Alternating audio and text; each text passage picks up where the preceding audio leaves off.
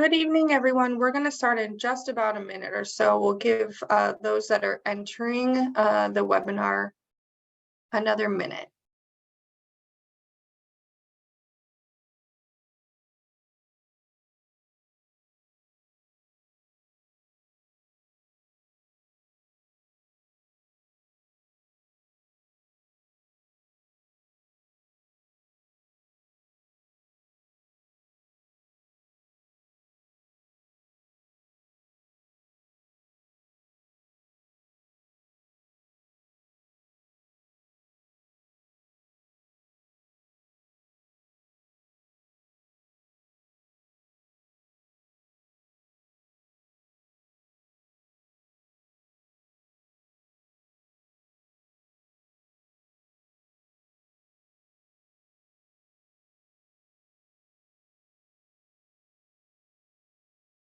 Okay, let's go ahead and get started.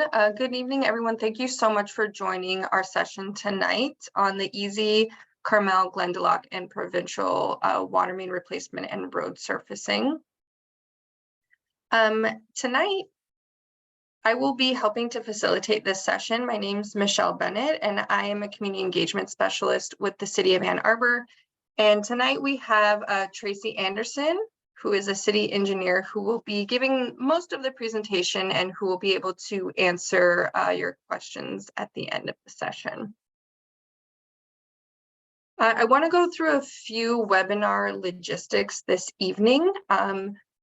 Your screens are disabled for the evening, and so is you're also going to be muted for the whole session. But we do have a question and answer portion for about the last 30 minutes. And for you to submit any questions, if you hover over the bottom of your screen, you'll see this Q&A here, and you can submit through there, and we will answer them at the end. If you've called in tonight, and it looks like we have one caller, if you would like to raise your hand to participate, then you hit *9 to raise your hand, and then we'll identify you by the last 3 numbers of your phone number, and then you'll be able to speak directly to us. I want to go over some norms before we get started. Tonight we'll be talking about water main replacements and road resurfacing, and we want to make sure that we stay on topic. So when you submit questions, let's please make sure we're addressing the ideas for the evening and not critiquing any people involved in the project. We want to make sure that all of our language is thoughtful so that everyone here feels comfortable while they're participating. And please note that if there is any inappropriate language being sent in or spoken, that we can remove you from the meeting. I have yet to do that, so I don't anticipate that happening, but I do want to let you know that that is within our rights. So I'm going to go over the agenda quickly, and then I'm going to hand this over to Tracy. Tonight, we're going to start by showing you the 2 different neighborhoods that we're talking about and the 4 different streets that are a part of this project. We're going to explain why this project is being done and what you can anticipate. We'll also show you some aerial images of the project design and go over mainly the construction timeline with you. And then I'm sure, as you're all interested in as residents on the street, what are some of the potential impacts to your home, the next steps in the project, and then we're going to open it up to you to submit your questions. Okay, so Tracy, if you want to go ahead and get started. Okay, hi everybody, I'm Tracy Anderson. I'm the PM for this project. As Michelle mentioned, this project is in 2 different neighborhoods. So the first section is Easy Street. They're shown on the map. The limits are shown on the map in red here. Easy Street from Towner Boulevard to the cul-de-sac, and Carmel Street from Easy Street to Towner Boulevard. Then there's, this is the other neighborhood a little north of those 2 streets. It's Provincial Drive from Arlington Boulevard to Hunting Valley Road, and Glendaloch Road from Londonderry Road to Heather Way. So the purpose of this project is to replace the old failing water mains. I'm sure you have seen the patches in the roads from the water main breaks. We've also had some water quality concerns in these areas. You can see how old all the mains are, and they need to be replaced.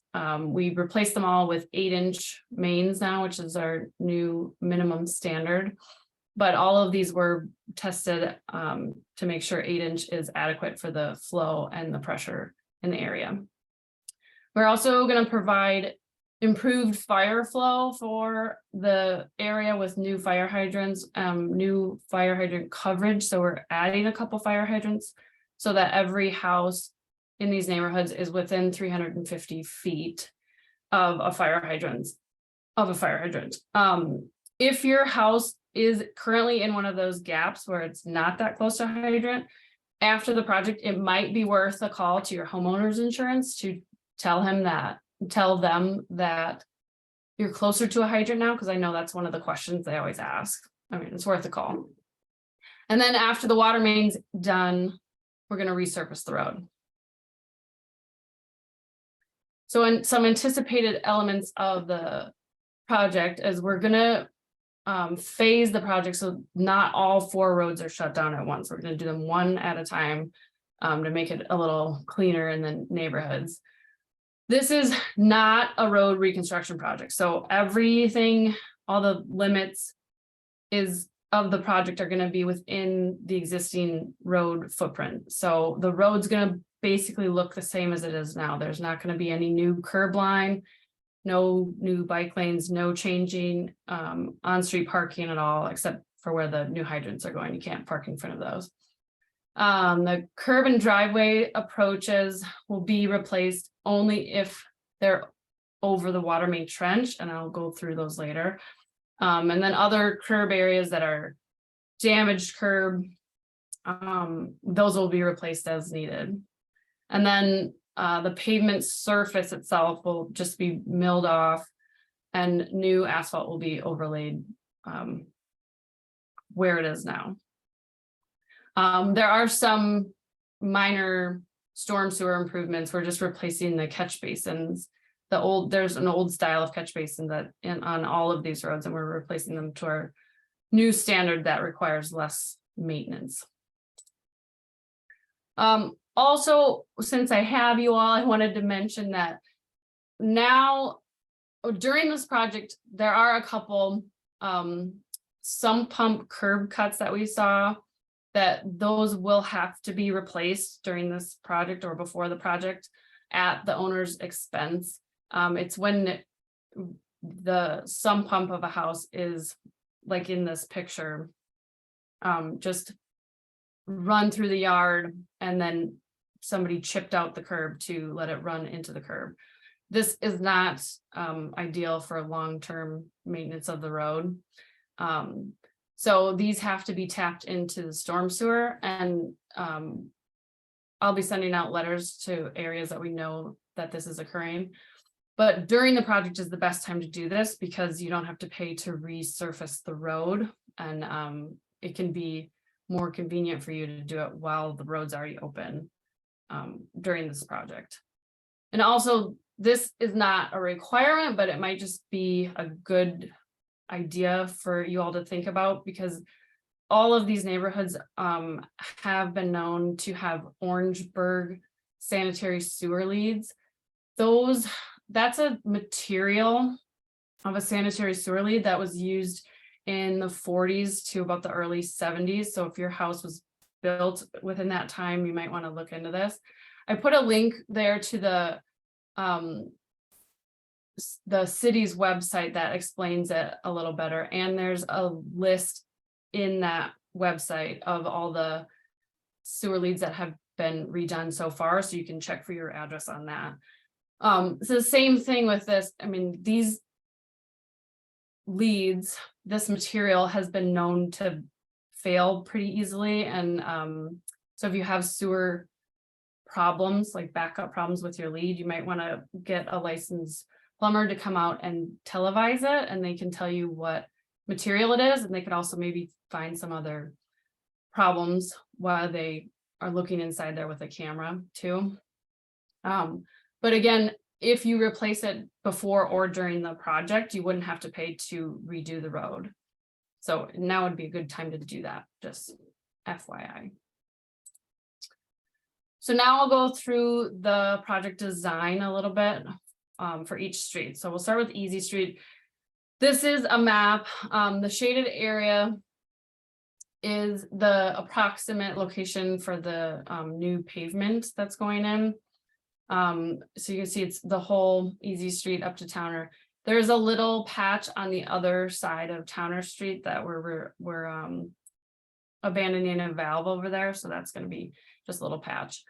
The black line, I know it's kind of hard to see here, but the black dark line is the proposed water main. And in this section, right where Michelle's pointing to right now, all of that curb and the fronts of the driveway approaches are going to have to come out and be replaced because of the water main.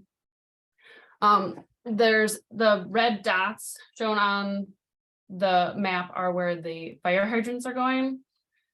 We do meticulously put these around. They're not just thrown on the plans or anything. We try to put them on property lines. So nobody has a fire hydrant right outside their living room window or anything. And they, like I said about the hydrant coverage, they're strategically placed. So just an FYI that those are going to be where the hydrants are going. So now this is Carmel Street. The shaded area again is the road resurfacing. It's a different color, but it's the same thing. It's just the new pavement, that location. The water main is going on the west side of the of Carmel Street, where there is curb. So all of that curb is going to be removed and replaced, along with some of the driveway approaches. The hydrant you see on the left is replacing another hydrant that was across the street, and the hydrant on the right is a new hydrant that was added for coverage. So Glendaloch Road, this was just too long to put into one line, so the bottom picture goes right on the end of the top picture. This one only needed the one hydrant, and it's going right next to the existing hydrant that's out there. So it's going to look a little weird during construction when there's two hydrants right next to each other, but I promise once we get the new main in and tested and connected, we'll remove the other hydrant. The curb here is going to be replaced from Glendaloch Circle on the south side of the road, from a Glendaloch Circle to Heather Way. And then in Heather Way, we're going to be doing a couple more valve replacements. So there's going to be a couple patches in Heather Way. Also, I want to mention on this one, this street currently is overlaid onto the curb with asphalt, and I know it goes up onto the driveway approaches too. We are going to try to remove all of that and then only put asphalt up to the original curb line. But this is all contingent on the existing condition of the curb and the driveway approaches. So we're going to try to do that, but we might have to put the overlay back. But in any event, it will be new and won't be all patched, and it'll be a nice and clean new asphalt.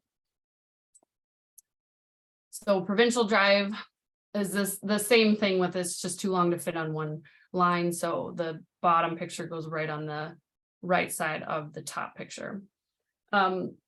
This street has a lot of curb removal, both for the water main and just because the curb was too damaged to pave up against, so we have to replace it. When I did the site walk, I saw a lot of garbage cans out on the curb, and the front of them was sticking up in the air because the curb was tilted back so far. So that's an example of a failed curb that we have to redo. So this, in this map, you see this new hydrant there on the bottom. That is a new hydrant that's being put in to help close the hydrant coverage gap. And the next page has the rest of Provincial Drive around the bend. The hydrant on the left there is replacing an existing hydrant across the street. We could not put that one right next to the old one because there's just way too many other utilities in the way. This street had a lot of utilities, and we squeezed the water main in where we could, so we didn't have to put it in the green belt and take down any of those beautiful mature trees that are in the neighborhood. So the last hydrant is up at the top of the hill there, right before Hunting Valley Road. That's to close another gap so everybody's properly covered. So the timeline for this project is we're completing the design currently. We should have that done in January 2023. We're going to bid the project out and get a contractor on board in February of 2023, and then construction will start around mid-April. In an ideal world, this whole project would be done by about August, but we have been seeing so many issues with lead times and supply chain issues that it's very common for projects to get pushed out. So I just wanted to warn you that it could be later in the season before we are fully complete. However, we're going to make sure the contractor doesn't start a road until they have all of their supplies and everything's ready to go. And so the full schedule for one road is about maybe 1 or 2 months from start to finish. And they're going to start on one road and finish completely a road before they start on a new one. There's the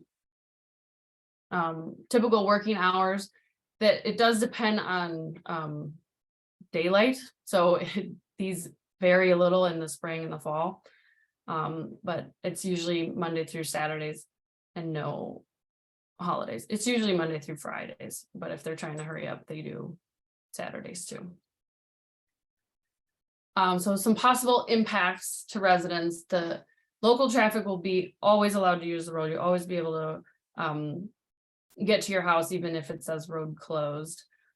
The water services to your houses will be maintained the whole time, except for a few hours when the services are transferred over. When we transfer over the new main to the existing main that feeds it, and then when we'll shut it down again a little bit for when we connect the house leads to the new, from the old main to the new main.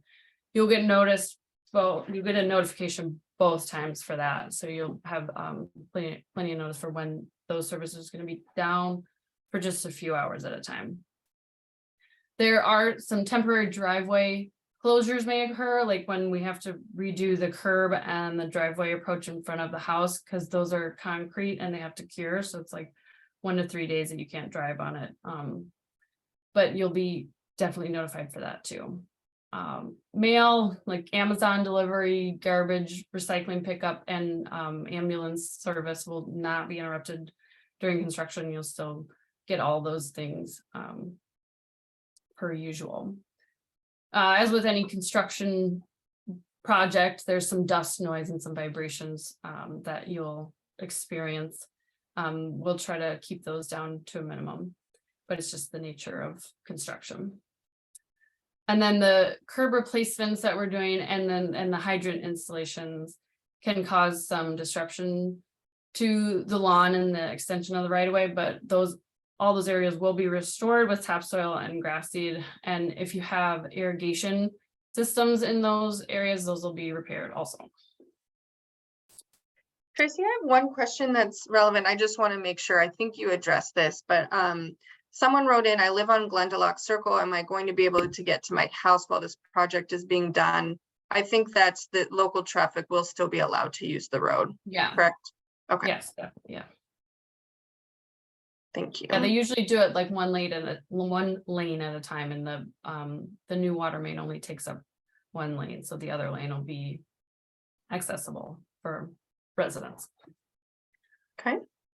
Okay, so on the next slide then.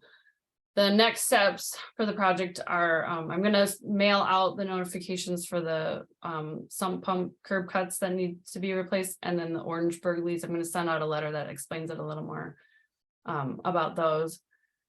Then we have to finalize the design in January, like I mentioned, and bid out the project. And then once construction starts, what you will see first is some videotaping. The contractor sometimes does videotaping before construction, so they can have a record of the pre-condition of everything in case something gets damaged. Then there's mistig flags that go out. I'm sure you've seen those of the different color flags that mark the utilities, and construction staking, which are literally wooden stakes that go in the ground. So if you see those out there, please do not remove them. I know you'll have to mow around them and stuff for a little bit, but they're very important to the construction crews. And if they get removed, then it just adds time and complication to the project. As far as communication goes, along with those other notifications I'm going to be sending out soon, each road will get a notification 2 weeks before the construction begins for that road. So everybody will know, and I'll send it to like Glendaloch Circle when Glendaloch is starting. So everybody will know about the time that construction is going to start. And then any other project updates will be posted on the website, and that link is provided right there. As always, you can always reach out to me. Please don't hesitate to do that of any way. I've talked to a couple of you already, and I look forward to working with you. So any questions? Okay, great. We have a few that are already in, so I'll start with these, but please, if you have any more as we go through these, submit them and we'll read them out. So one question is, will anything change our water pressure? No. Is their water pressure going to change? The only thing that might change is Glendaloch, because we're replacing those valves in Heather Way. It might improve some things because those valves have failed right now. So it might improve some pressure or water quality, but as a whole, the pressure is going to be about the same. Okay. There's two questions here about gas lines. So are you replacing the gas line at the same time? And does the plan for DTE to move gas meters outside of homes coincide or impact this plan? No, the gas lines are all DTEs privately owned. The city doesn't do anything with them. We are making DTE aware that we're doing the project, so they know what's happening, but we're not touching the gas lines.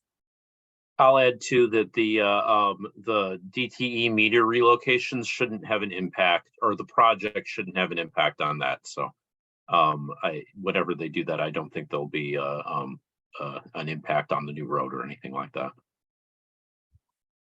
Okay. Can we tie our sub pumps into the new water main? Is that possible?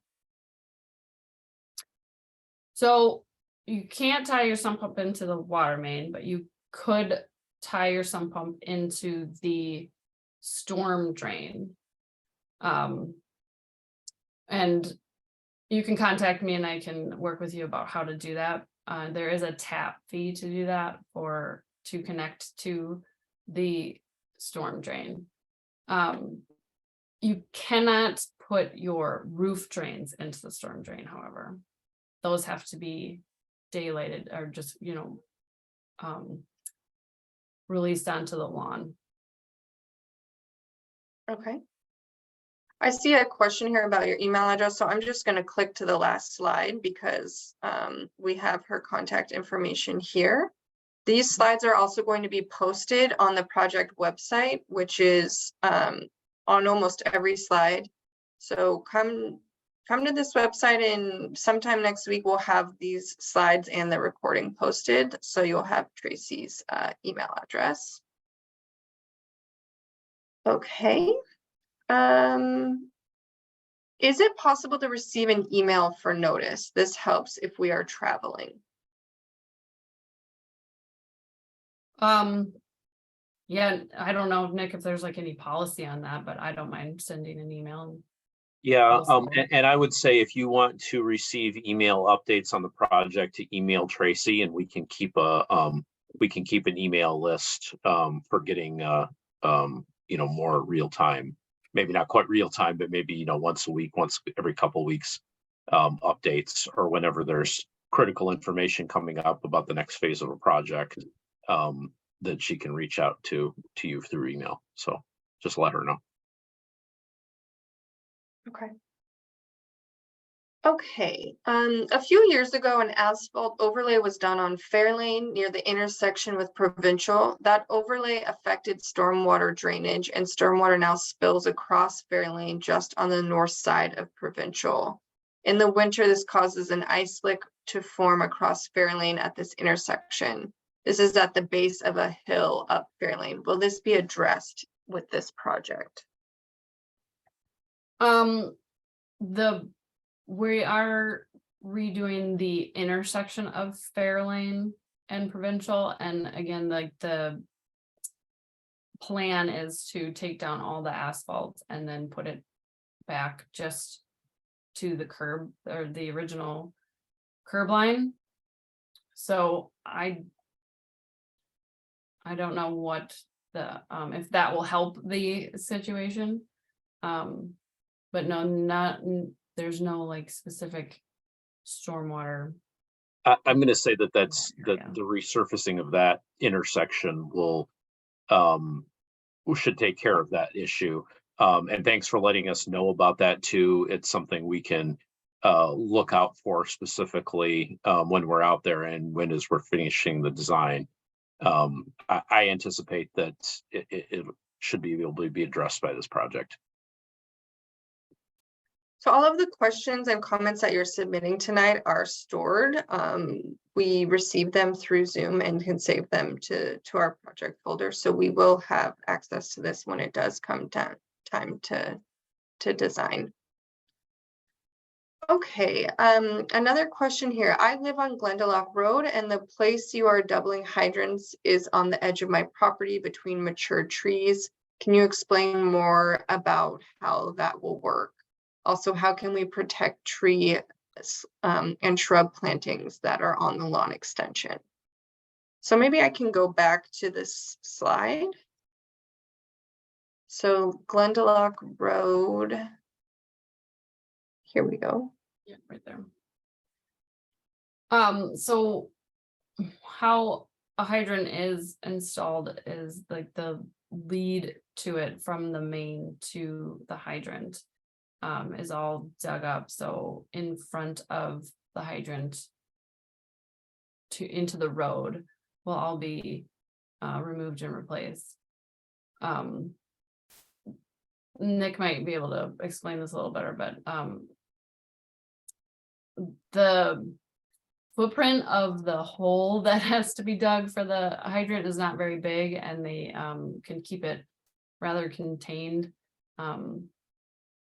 We are aware of all the trees, and we made provisions to not damage any trees. So that's going to be important in the for the contractor to protect them too, and do everything that they can to not damage any trees. Yeah, I'll add too that the dots on the map are somewhat approximate. As we stake the location of the hydrant specifically, we're not going to put it right in front of a mature tree. We're going to adjust the location of it a little bit to make sure that we don't impact any of the street trees that are out there. I don't think that's something we need to worry about. In terms of protecting the trees too, we often include tree fencing, protective fencing in our bids, so that the mature trees that are out there that maybe are close to some of the work will get some protective fencing, which is kind of a warning to the contractors and their workers when they're out there to give that a nice buffer to stay away from it. Now, I noticed in that question too, it mentioned shrubs and other plantings that are in the lawn extension area. If there are plantings like that up near the road, if we're going to be replacing the water main right near the curb line on that, there is a chance that those could be affected, and that may or may not be avoidable. If you have things that you have planted in the right of way, I suggest contacting Tracy about that. We can try to protect them, but we can't guarantee that either. So if they're in the public right of way, they might be affected. Okay. There's a few questions here about timing, and so for example, when will you know the order in which the streets will be repaired? And then there's a few questions here about people wanting to be able to schedule with private contractors during 2023 for a driveway replacement or landscaping.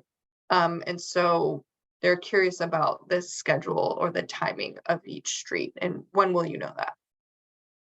So we're gonna put a rough order of the streets in the bid, but we won't know exactly the contractor's plan until we bid out the project and we have a contractor, and then we get a schedule from them. And then and that's projected to be spring of 2023. Yes. And then the like timeline on each individual street will depend a lot on the supply chain and all that. But I will post the schedule, like the anticipated schedule, when I receive it from the contractor. Okay. So if someone wants to schedule driveway replacements, they can just check with you about the timing once you have that from the contractor in the spring. Yes. I would, if I could add one thing to that too, another possibility that exists if you're interested in looking into it is that once we do have a contractor, we will have we'll have a concrete subcontractor there too. Sometimes those contractors are willing to do work for a private residence directly if they want their driveway replaced or something like that. You don't have to use that contractor certainly, but they're already out there anyway, so there could be some cost savings. So it might be worth reaching out to Tracy in a few months, and if you're interested we can get you the contact information for the contractors that'll be out there. Okay, and then here's another question about driveways. Will driveway entrances be replaced as a part of this work? I think this was answered on an earlier slide, but this person joined a little late. Okay, only if the water main is so close to the road that it has to come out to put in the water main. If the driveway approach is needs to be replaced for another reason, that's the responsibility of the homeowner. Okay. There's a question here that's asking about water quality. It says, what are the water quality concerns you mentioned? I could look it up exactly what the complaint was and get back to you on that. I'm not. Typically, when we get water quality complaints, those go to our water treatment plant, and they keep a log of those. And oftentimes water quality complaints will be part of the thing that triggers the need for a water replacement project. So in all likelihood, those water quality complaints maybe came in quite a while ago, potentially.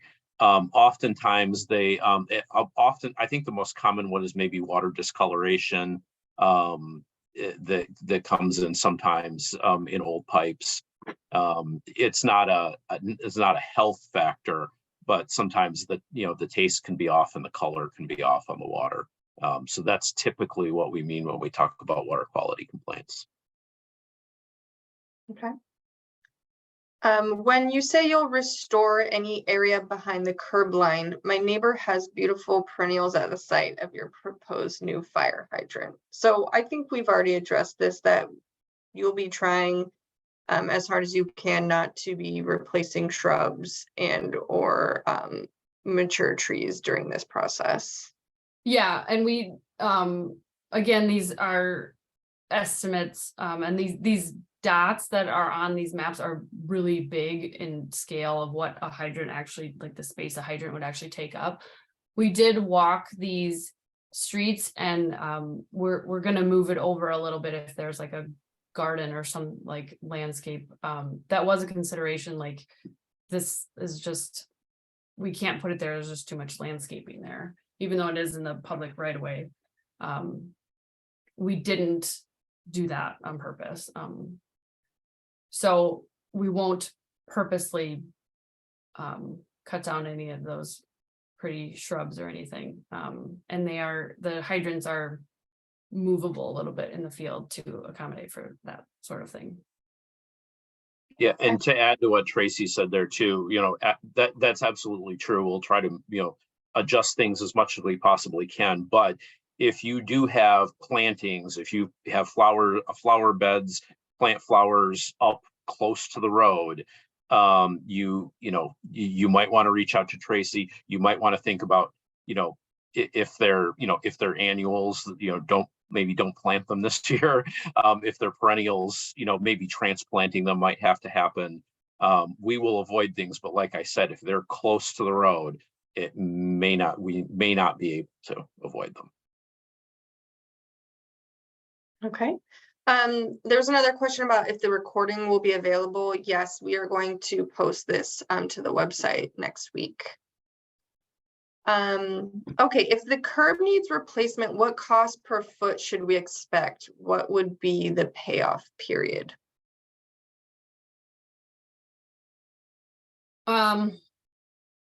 Nick might be able to answer this, but all of that. I'm not sure I understand the question. Yeah.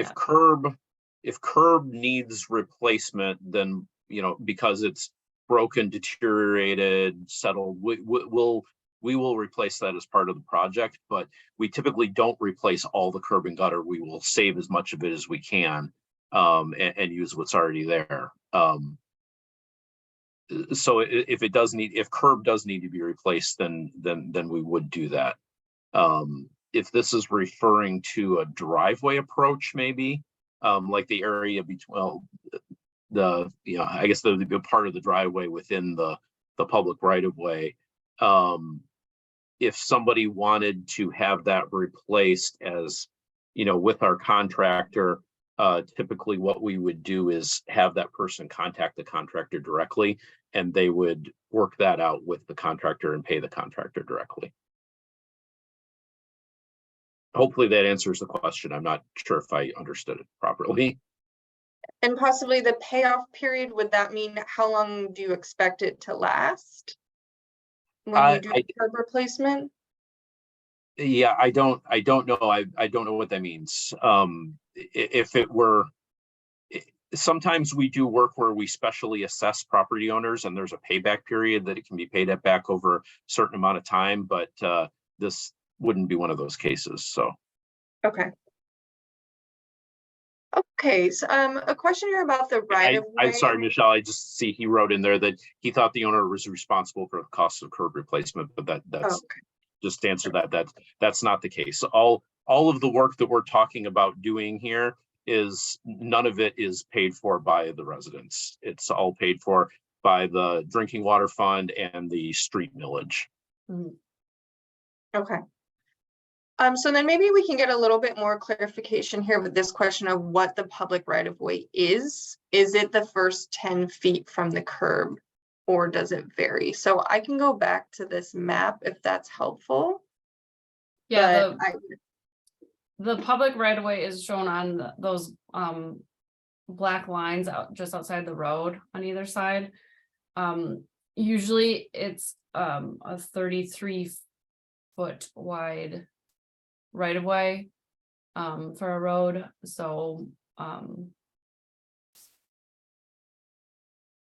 from center line, that's Yeah, it does vary. It's not always 33 feet, but it's essentially, the public right of way is essentially from the property line on one side of the street to the property line on the other side of the street in this case.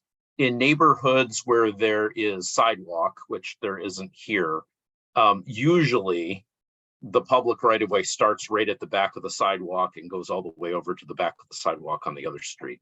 It's a little bit harder to distinguish where that public right of way is in a neighborhood like this where there's no sidewalks. But essentially, the public right of way starts where your property line ends. It's the same line essentially, if that makes sense. Mm-hmm. And if you want to contact me, since we have all the property lines or all the right of ways on the plans, I could kind of zoom into your property and send you a clip of the plan if you are interested in that. okay. Let's see here. Can the current asphalt goes over the concrete curbs? Can they not do that on this project?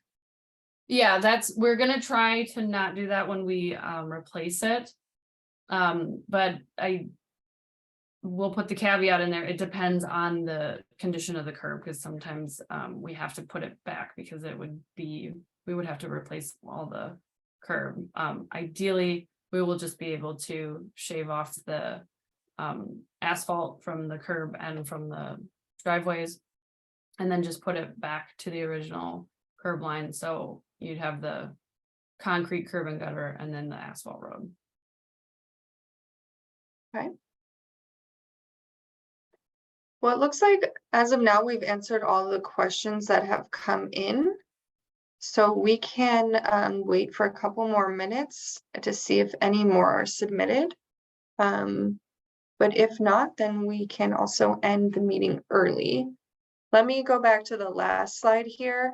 Again, if you have any more specific questions about the project, you can email Tracy, the project manager, and also continue to check back to this website because this is where we post updates. Unless you reach out to Tracy and sign up, subscribe to be a part of updates that can be emailed to you. But we also put the recordings, the slides, and most updates at this website. Hey, Michelle, I saw one other question here that I just wanted to address real quickly. There was a question about would asphalt contractors for driveways be available? That's probably less likely than a concrete driveway.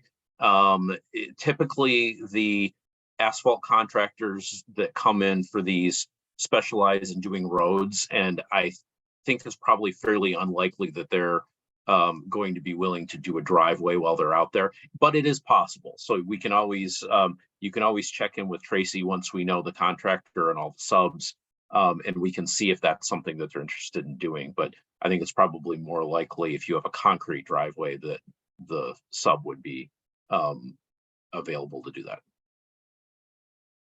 Thanks for catching that, Nick. I missed that one. Will curbs be a place as part of the work? We have answered that question. So I don't see any new questions coming in. So I'll leave this site up just for another minute or so if you guys want to. Oh, you're muted, Michelle. Thank you. So we don't have any more questions coming in. Oh, here's one more. Does the city have records of whether particular houses have Orangeburg, or is that for us to hire plumbers to find out? So let me go back to this slide because we do have a hyperlink here when these slides are posted that you can click on this hyperlink here. And I believe that does show all the addresses of people who have changed. Who Yeah, I have, believe we have addresses of ones where it has been found if it was reported to the city, I guess. But we don't have records of where it's still in the ground. That those records just don't exist from when it was originally constructed. I see. yeah, So you can get it, but you can get a general idea. If you see other ones on your street, on your block, then there's a pretty good chance that you could have that same material as your sewer lead. yeah, within that hyperlink, that's there is a link to a spreadsheet of all the Orangeburg sewer leads that have been replaced so far.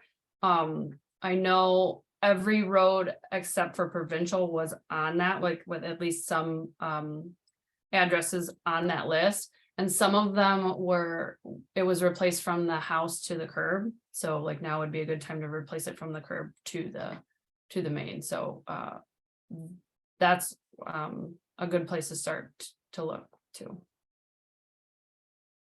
And someone posted here, they recommend getting that pipe replaced if you can.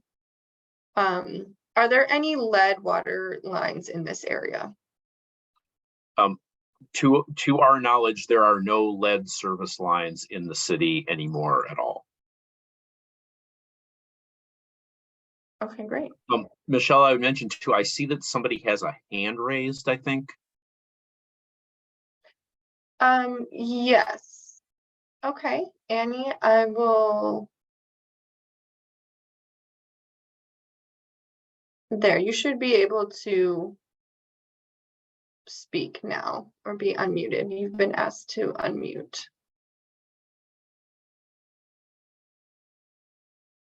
So you still have to unmute on your end first, and then you can share.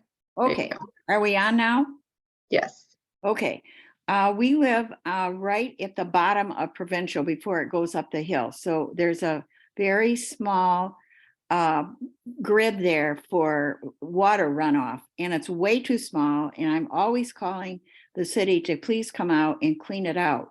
Also, is it possible? Will it be a bigger grid, do you think? Because it's so small, it can't take all the water that comes from one part of Provincial, and they all meet right at the bottom where our house is. Are you talking about the storm drain where the water goes? Yes. Okay. We can Okay. take a look at that.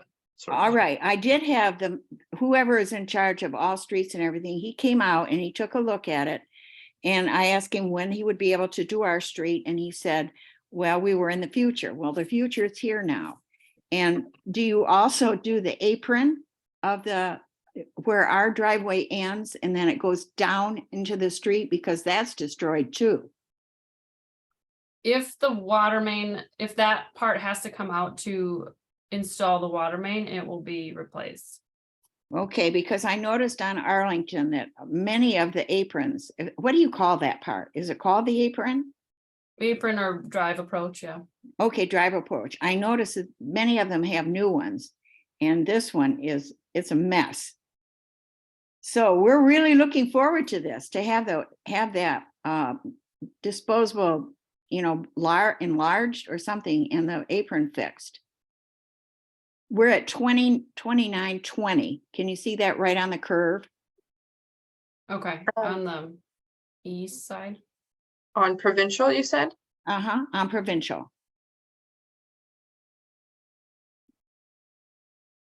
I think it's on the next page. We're 2920. Yeah, right where the red dot is. That's where there's a water drain. Okay, I will look into it, but most likely it's an old style. It's called a drop inlet, and they're all being replaced right now because they don't work very well, and they require more maintenance than our new Okay. style. So if it is one of those, I'll double check, but it's gonna be replaced with a new cover too. It's a new grate. Okay. Thanks, because- Ann. Okay, Tracy, I think I've talked to you 100 times on the phone. And Cloak, I call about having street wipers come out and clean that up.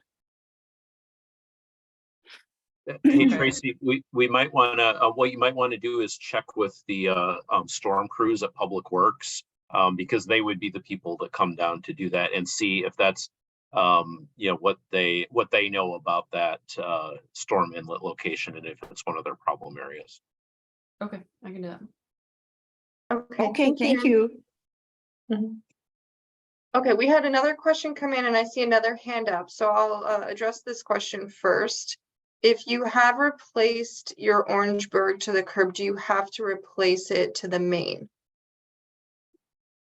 You don't have to, but it's highly recommended, because if you don't and it fails and you have to replace it later, then you have to pay to resurface the road and repave the road. So right now, it's just a added bonus that we wouldn't make you do that right now because the city's already planning to resurface. Okay.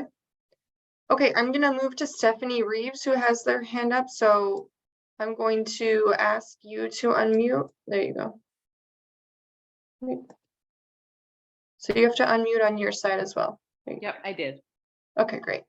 So thanks. I was wondering, so when we replaced our driveway, I live on Glendaloch 2267. When we replaced our driveway 5 years ago, I think, we widened it and we would like to have the apron widened when this work is done. Do I need to do anything particular with the city to do that? Just maybe talk to Tracy or give her, send her an email and she can coordinate with you. Okay, I'll do that. And I'm happy to work with the contractor. I just wanted to make sure that we can widen it. Thank you. Thanks. You feel Oops. Sorry, Stephanie. You can go ahead and Oh. finish. That's okay. I was just saying, feel free to mute me again. Thanks. Oh, okay, let's see. I don't see any other questions that have come in or any other hands up at the moment. Let me go back here to the last slide. We have just a couple more minutes left. Any other questions?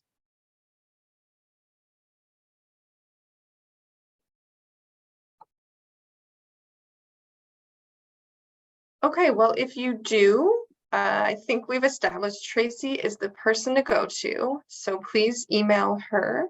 And she can put you in contact with people as well if this is more of a stormwater issue that you're facing. And please check the website for more information.